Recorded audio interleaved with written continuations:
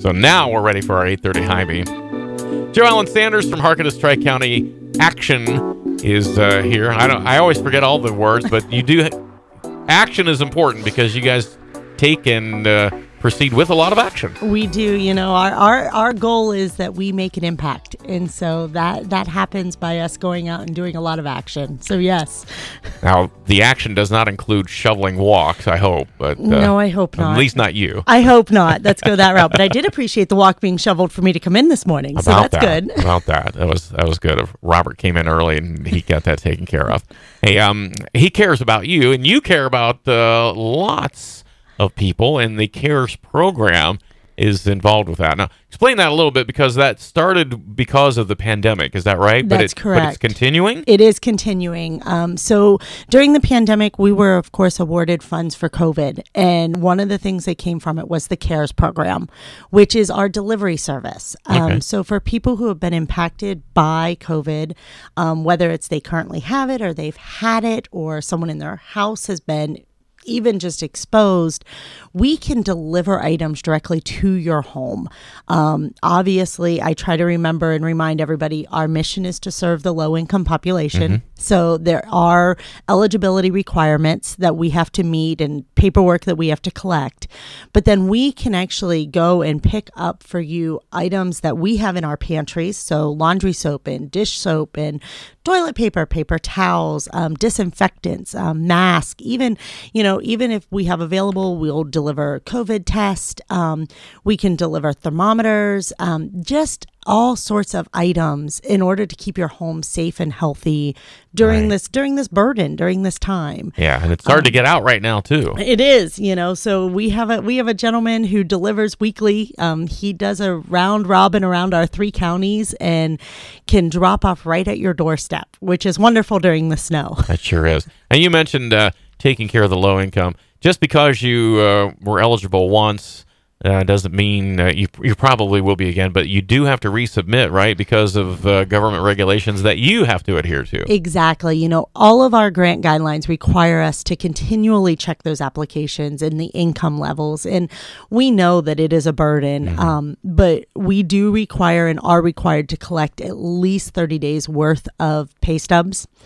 And so that's the hardest thing that we run into with clients, is reminding them, we have to collect those pay stubs or tax returns or something that shows us that income so that we can keep verifying that you're eligible.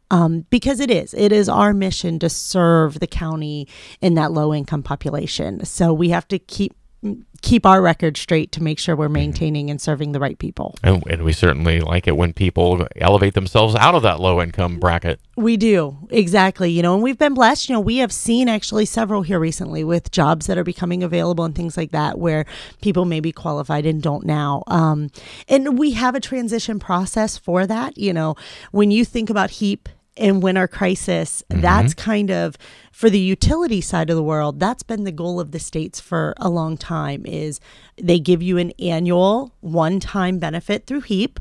Then if you do have a disconnect, we can help you with winter crisis, that emergency time. And then we have the PIP program that is it is based on your income. So your electric bill could be, 6% of your income. And you can be on that program making those monthly payments on time and regularly until you're able to stand on your own 2 feet and not need any of those programs. Which is our goal. Our goal is to help people become self-sufficient at whatever level that looks like. But until that time, we keep coming up with programs in order to help and assist in any way that we can, because like we've said many times, I don't want someone sitting at home cold right now. Yeah. It is, what did you say, 10 degrees? Yeah, well, 10 this morning, and then you talked about heat because it's so relevant now. We started talking about it when it wasn't nearly this cold. Exactly. Now it's a reality. Now it's a reality, and of course, heat benefits are right now starting to hit people's accounts. So you can apply starting in October and November for HEAP, but this is when the payments start to be made directly to the utility companies. And it's amazing what that credit on your utility bill can do for people. It buys you that extra month or 2 months where you can take those funds and use them in other ways. or save them for those emergencies that you have at home that we can't help with. Right. And then hopefully, that'll get you through the summer and get us to warmer weather. I think of medical right away when you talk about Yes. that. It's not too late to apply for HEAP, though. It is not. Actually, you can apply for HEAP up until, May, June timeframe, and then start all over for the next year. But yeah, so we need, people to call us for their HEAP payments. Winter crisis, if somebody has a disconnect bill, right now it's critical. Call us as soon as you get notice that you're going to be disconnected. Most of our utility companies have to give a couple months notice that this is happening. The sooner that someone calls us, you do have to go through an appointment. But the nice part is once you have that appointment scheduled, we actually communicate that to the utility company. So we'll often get someone who will call us and their gas is being shut off tomorrow.